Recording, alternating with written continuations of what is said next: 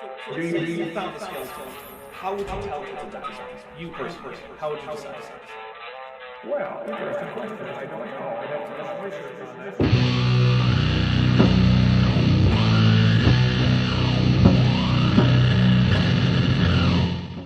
Hey there, you two, the Dapper Dinosaur here again.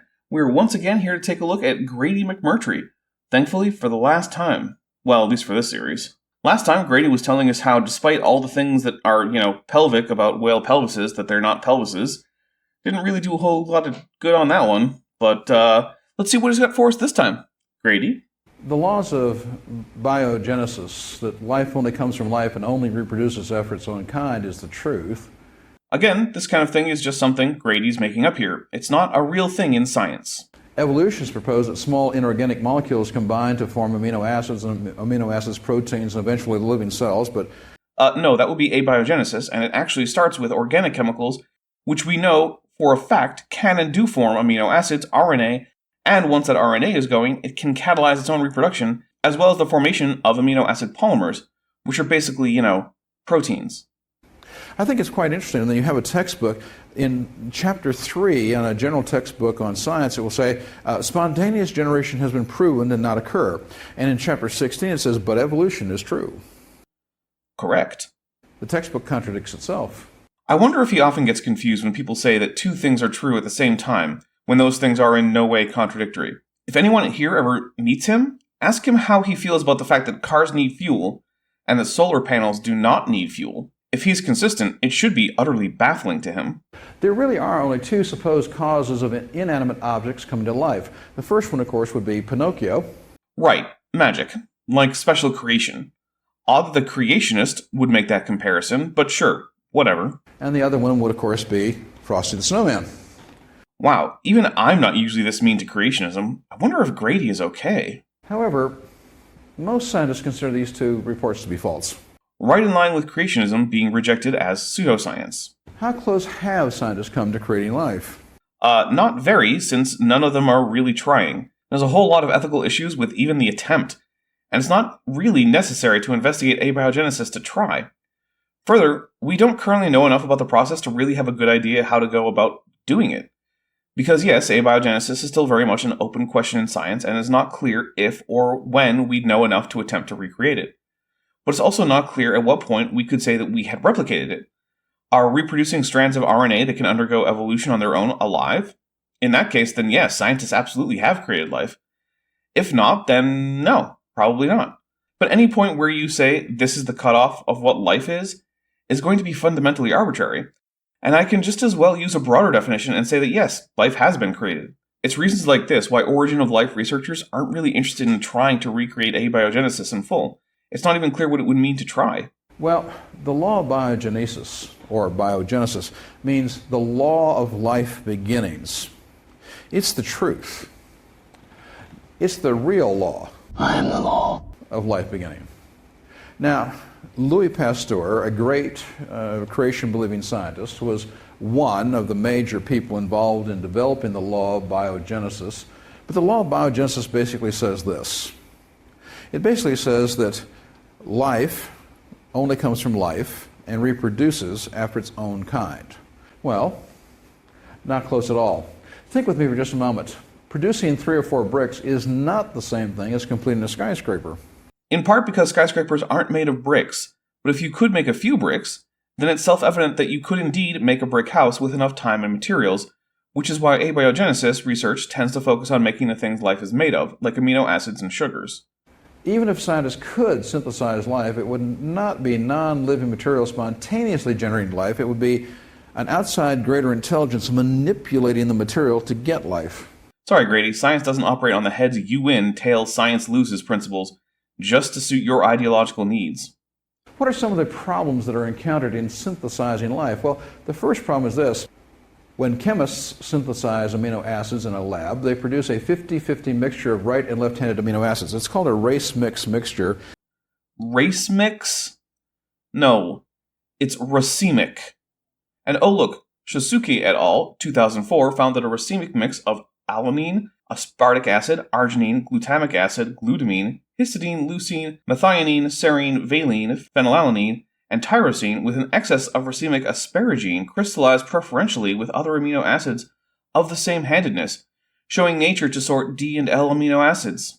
But what that means is when they make amino acids, if you put the right things together, you get amino acids, but you get 50% right-handed, 50% left-handed. Now, chemically, they react exactly the same thing. The chemical formulas are written exactly the same way, but they're mirror images of each other. And now in nature, random chance produces a 50-50 mixture. That's nature. Generally, yes, but if it makes some extra asparagine, suddenly it can deracemize the mixture. Living proteins are formed from only left-handed amino acids and only use right-handed sugars.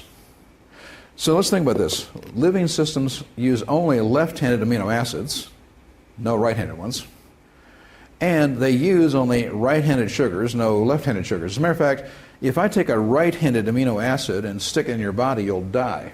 I'm going to need a citation on that one, especially since the racemization of amino acids begins basically immediately on death of any organism, and generally speaking, humans almost exclusively eat dead things, whether it be plants, animals, or fungi. It doesn't matter. A regular part of the human diet includes traces of D amino acids. In fact, this has in the last 35 years or so allowed scientists to develop new dating techniques for organic remains, amino acid dating, in which the ratio of D and L amino acids is measured, and from that, an estimate of the time of the organism's death to the present is calculated. If I just add one right-handed amino acid, it will produce death. Says the man who's been eating them his whole life. But what is also interesting about death is there's something special about life. Because you see, in the time that you're alive, your body has only left-handed amino acids and uses only right-handed sugars. But the instant you die, in your body, these amino acids start reverting to 50-50. Are you kidding me?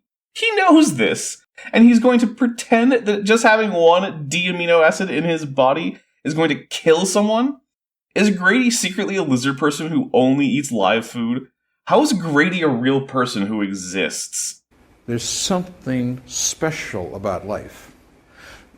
There's something special where you have only 100% left-handed amino acids and use only right-handed sugars, and adding one of the other opposite ones will kill you. That's a big if, and it's not true, so I don't know. I do think life is special, but not for this reason. Mostly because this reason isn't true. The simplest living systems are far more complex than any single amino acid, of course. Well, yeah, given that living things are in part made of amino acids, they'd have to be. And when you die, they break back down to 50-50. Now, I'd like to know any evolutionist that can tell me what filter in nature that by random chance would take 50% the right-handed ones out of the mixture and leave only the left-handed ones. Preferential crystallization, which is a known phenomenon that I've already referenced. Now, is this the actual way abiogenesis happened? I don't know. But it at least means that we have options for natural deracemization. Or to keep only the right and get rid of the left. Please explain to me where that happens. In racemic mixtures with an excess of asparagine. So is life just chemistry? Well, life is made out of atoms, molecules, solutions, chemical reactions. That's true. It's also, I would argue, a sustained system which maintains thermodynamic disequilibrium with the environment, and that the difference between being alive and being dead is ultimately down to the ability to maintain this thermodynamic disequilibrium.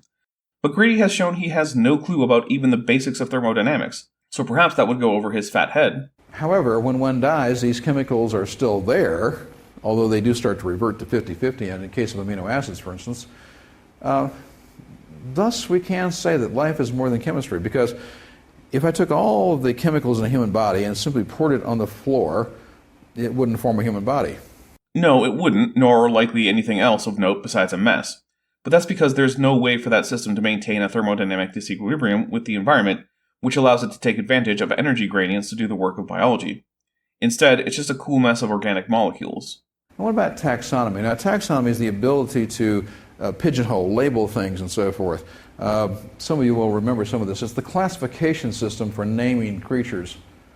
For example, there are 7 chief groups in the scientific system of classification, from kingdom, phylum, class, order, family, genus, and species. And it's important to remember that all these ranks are fundamentally arbitrary. They all have intermediary ranks not usually taught to school children, like sub and superphylum, infraorder, superfamily, etc. And even these ranks are arbitrary and have numerous unranked groups between them. And why is this? Well, it's because of evolution fundamentally, but let's hear what Grady has to say about it. Well, how does the ability to classify plants and animals confirm genesis? Well, think with me for a second. You know, the numerous clear-cut gaps which we do see between plants and animal kinds today that do allow plants and animals to be classified, pigeonholed, and say this is a dog and that is a cat and this is a rose. Well, that's evidence of creation of separate kinds. It would be if they weren't then grouped into higher groupings that just keep nesting. Designed objects can be fit into basic categories, yes, but they don't objectively nest in multiple otherwise independent ways. That's something only descent with modification does. It does it in organisms and it does it in languages. It even does it in manuscripts, like biblical manuscripts. Textual experts can reconstruct ancestral texts, recognize scribal emendations and errors based on the nested hierarchy and the knowledge that until the printing press was invented, texts indeed were produced by reproduction of the text, with introduced errors that could be inherited by text copied from the copy. The same kind of techniques used to construct manuscript families can be used to construct organism families, and when you do it with morphology, with embryology, and with genetics, the shape of the family tree that you recover shows an amazing correspondence. Now try doing this with books as a whole. Maybe we start with genre. We can put the genres into fiction and non-fiction. Sure, but let's look at fiction. There are numerous subgenres. Fiction is one taxon, and sci-fi, fantasy, mystery, thriller, romance, etc. are genres within the fiction. Okay, so then we look at what type of book it is. Narrative, poem, novel, novella, short story collection, encyclopedia, etc. But wait, those aren't distributed according to a nested hierarchy. A sci-fi book could be any of them. But so could a fantasy book, or a romance book. So while we have some nesting, we can't carry that all the way down. You could try using, perhaps, publishers, but then many publishers cross genres, even though some do not. But maybe we could put publishers above the fiction non-fiction. But then the nesting hierarchy falls apart below that simply because, again, publishers cross genres. You can come up with a classification scheme for books, but it can't be made to nest in any objective manner, specifically because books are intelligently designed, and they can borrow any element they want from other books, with no regard for the ancestry that does not exist between them. That is the prediction of special creation with intelligent design, because that is the hallmark of intelligently designed things. If creationism were true, we should not expect any classification system with a hierarchy to be objectively better than any other when it comes to living things, at least beyond the alleged kinds, which interestingly enough would actually be pretty obvious in such a case. In that case, the kinds would be reasonably easily determined by looking for a group of organisms that can be fit into a nested hierarchy, because of their common descent, but could not be fit into any larger such nested hierarchies. If evolution were true, then we would expect to have a mush of things, this tree of life concept that says things are constantly evolving into existence.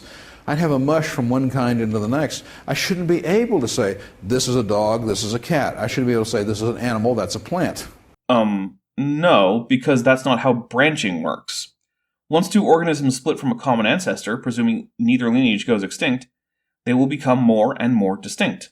That's why the earliest members of related groups look more like each other than modern members of those groups do. For example, the first Sirenians and the first Proboscideans are nearly identical, and the first horses and the first Ceratomorphs are nearly identical. Whereas today, no one is likely to confuse a rhinoceros or a tapir for a horse. In dinosaurs, it's not clear if some of the earliest dinosaurs were more closely related to theropods or sauropods, or neither. Whereas if you look at, say, the Cretaceous, no one will be confusing Titanosaurus for a velociraptor. But evolution and special creation predict very distinct groups. The difference is that evolution predicts a nested hierarchy, whereas special creation predicts no hierarchy that can be found objectively beyond the kind. But what kind it is, I couldn't say, because if it's halfway from this to that, how can you label it? Because clades erupt within groups. While everything is transitional between its ancestor and its descendants, a canine can't cross into being a feline. It can only become a new variety of canine, and when a canine becomes a wolf, it can't turn into a fox, just turn into new varieties of wolf. The same thing happens with languages. No one would likely confuse Romanian for Spanish or English for Dutch, yet Romanian and Spanish share a common ancestor in Latin, and Dutch and English also do in Proto-West Germanic. But they all four share a common ancestor in what might be called Proto-West Indo-European, or perhaps even Proto-European. And such languages also share a common ancestor in Proto-Indo-European with languages like Nepali, Farsi, and Hindi, which themselves share a common ancestor in Proto-Indo-Iranian. No one really disputes the common ancestry and evolutionary history of these languages, and yet most people would, even without much knowledge of linguistics, be able to hear people speaking Dutch, English, Farsi, Hindi, Romanian, Nepali, and Spanish, and at least pick out that 7 languages are being spoken without too much trouble. What about variations in natural selection? Well, these are variations in dogs. Those are different kinds of dogs, but nature would never produce any of those dogs. That's probably true. Humans use artificial selection to produce dog breeds, and in doing so, they mostly hyper-focus on certain traits while ignoring the rest of the animal, resulting in many dog breeds with severe health problems that would probably mean they wouldn't do well without the highly unusual environment of human society to support their continued existence. Natural selection cannot simply hyper-focus, because anything that causes a net fitness decrease will be selected against, even if it's otherwise something you might think of as cool, and it operates on all aspects of an organism. Natural selection doesn't care if the trait is biochemical, coloration, gross morphology, or what. If it's bad for reproductive output, it's selected against, and if it's good for reproductive output, it's selected for. In this way, evolution sculpts whole organisms at a time. It does not simply create dogs with cute but not very healthy brachycephalic faces, or a majestic coat of fur but horrible hip dysplasia at a young age. I mean, think about it. You can take a pair of Heinz 57 dogs, or I do mission work in Brazil. I learned a new term for a Heinz 57 dog. They call it a street special. But think about it. Random chance mating of dogs, cats, and so forth in nature will just give you mongrels. It takes human intelligence to get terriers and collies and whippets and so forth. Is that right? Yeah, but not wolves, and coyotes, and dholes, and jackals, and foxes, and tanukis. Nature does those just fine. Now, today we now know that wolves, dogs, are one kind.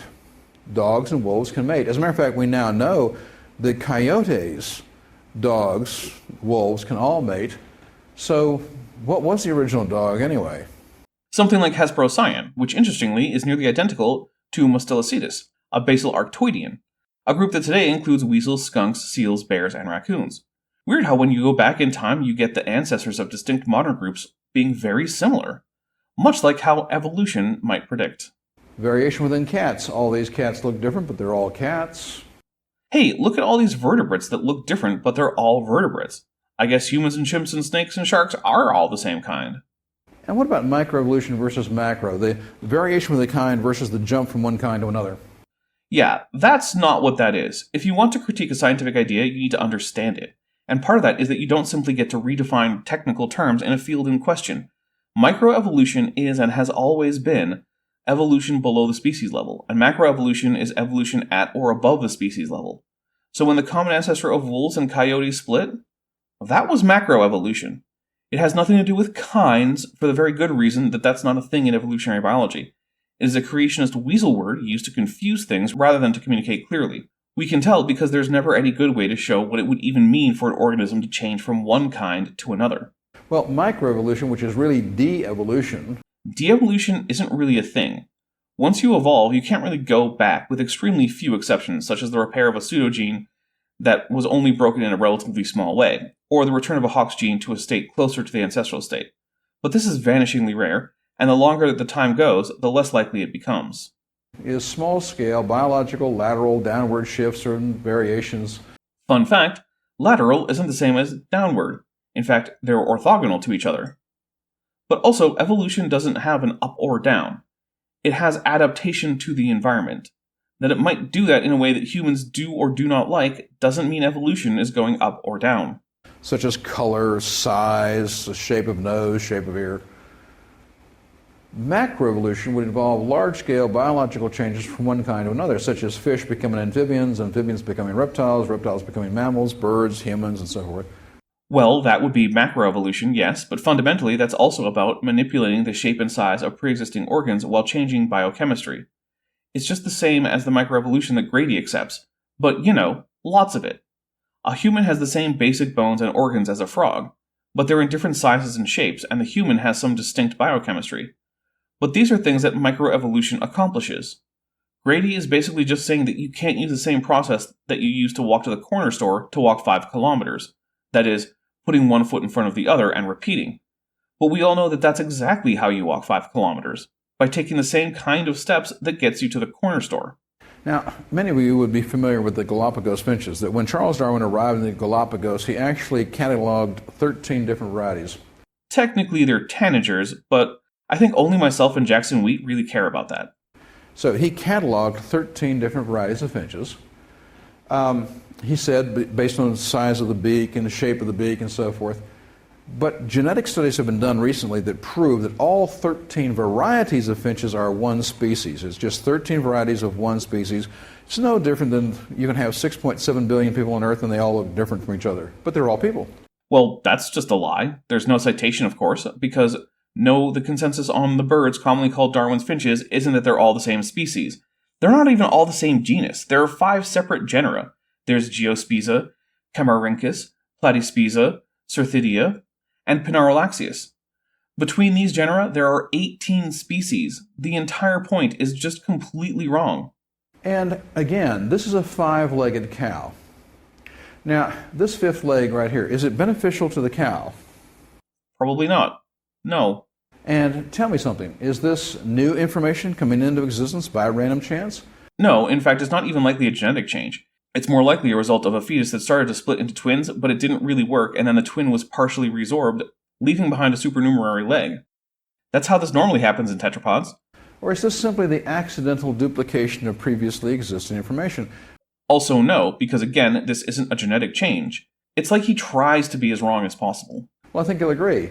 No new information was added here. The information for legs already existed. This is just a case of the accidental duplication of previously existing information. No, it's a case of the use of the same genes again in a partial twinning scenario. It has nothing to do with a mutation duplicating leg genes. That doesn't even make sense. There are no genes that on their own are just make-a-leg genes that you can duplicate and then get extra legs. The developmental genes are all about gradient, splitting, folding, apoptosis, i.e. programmed cell death, etc. They're not blueprints that you could copy and then stick in a new place to get an extra structure. Grady is just showing that he knows absolutely nothing about the topic he's talking about, genetics and embryology. Or what about these 3 sheep right here? I think the guy in the middle here, we'll call him Shorty. How's that? Sure, why not? Now, if you had that mutation right there, how long do you think you'd last in nature? I mean, think with me. The first time the wolves attacked, who's going to be dinner? Right? None of those sheep could outrun a wolf, but yeah, it's not a mutation that will likely persist in the wild. No new information was added. The information for legs was already there, but the information for long legs was lost, leaving only information for short legs. That's not how it works. Leg length is determined genetically by the same exact genes in long and short-legged animals. The difference is how long the genes in question express. I'm not sure how what amounts to a different number on a timer means more or less information. Does the recipe that tells you to boil pasta for 3 minutes have less information than one that tells you to do it for 4 minutes? I don't see how. Further, this seems to imply that bigger means more information, but that is simply not true. An amoeba has a far larger genome than a blue whale. And would Grady really like to say that the Mbuti people of the Ituri rainforest in the Congo have way less information than, say, the Dutch? I mean, after all, the Mbuti are on average about half a meter shorter than the Dutch. Somehow, I doubt he'd say that, but clearly it's the implication of the idea that shortness or smallness means less information. And in nature, that creature would never exist for very long, and it would not pass along this mutation to other sheep. Probably not, no. Reptiles are very prone to this, the accidental duplication of previously existing information. I mean, how many of you ever heard of, two-headed snakes, two-headed turtles, and so forth? Now, here we have a two-headed turtle. Jesus Christ, this mother piece of just can't stop, can he? Again, it's conjoined twins. There was no duplication of head genes. If you breed that turtle, it won't have two-headed offspring, because it's a problem with embryonic development that isn't directly tied to some allele for two-headedness. Now, first of all, in nature we would call that monstrous, because 2 heads is not right. Oh, so he's a dick in addition to being a liar. Good to know. My apologies to anyone out there who was or is a conjoined twin for Grady implying that you're a monster. You're certainly not. And I think you'll agree that this is, not a very good mutation. Yeah, because it's not a mutation at all. How long would that creature actually exist? Or two-headed snakes and so forth. They only exist because people then keep them in museum-type situations, a zoo and so forth, or in a home condition. Yep, conjoined twins have a tough time without support from humans. This isn't really news, but okay. I'm also not sure what the point of showing off conjoined twins in animals is. It has very little to do with evolution, and it isn't an example of mutation by and large. But they would never survive in nature. Agreed. Now, this is a pretty heady book. This is a college-level book on parasitology. However, it has a very interesting quote I want to share with you. Natural selection can act only on those biological properties that already exist. It cannot create properties in order to meet adaptational needs. According to evolution, the atheistic view, Evolution is no more atheistic than the theory of universal gravitation. Neither use God as an explanatory mechanism, but neither does either have anything to say about the existence of a god or gods. Science isn't here to talk about God, just the natural world. If the fact that science is closing the gaps that you like to stuff God in bugs you, then just cope. Further, the majority of religious people accept evolution, including the majority of Christians, specifically. genetics doesn't allow to look into the future and say, oh, I need this, so I'll do this to get there. No, it has to be by random chance. Yeah, basically. Now, survival of the fittest does not explain the arrival of the fittest. Right, that would be mutation that does that. Unfortunately, it seems like Grady doesn't even know what mutations are, since he can't tell the difference between a mutation and a partial twinning event. Survival of the fittest is circular reasoning. Actually, survival of the fittest is a meaningless terminology. It's a self-fulfilling prophecy. That's actually true, and it is true in part because fitness isn't strictly about survival. It's about reproduction. If you live forever but never reproduce, you're not being selected for. It's also not really a phrase you'll see in the actual literature of evolutionary biology. It's more of a catchphrase popularizers came up with in the late 19th century than a principle or phrase in real science. It has absolutely no value in science whatsoever, because think of it for a second. It's just a useless tautology, circular reasoning. Why did it survive? Well, because it's the fittest. How do you know it's the fittest?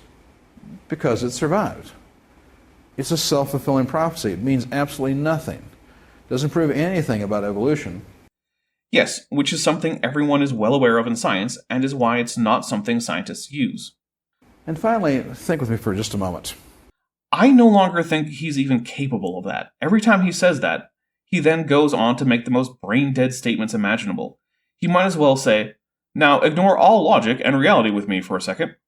Now, I know some of you may watch various natural history type programs and so forth on various TV stations and whatever. Oh, won't somebody please think of the children?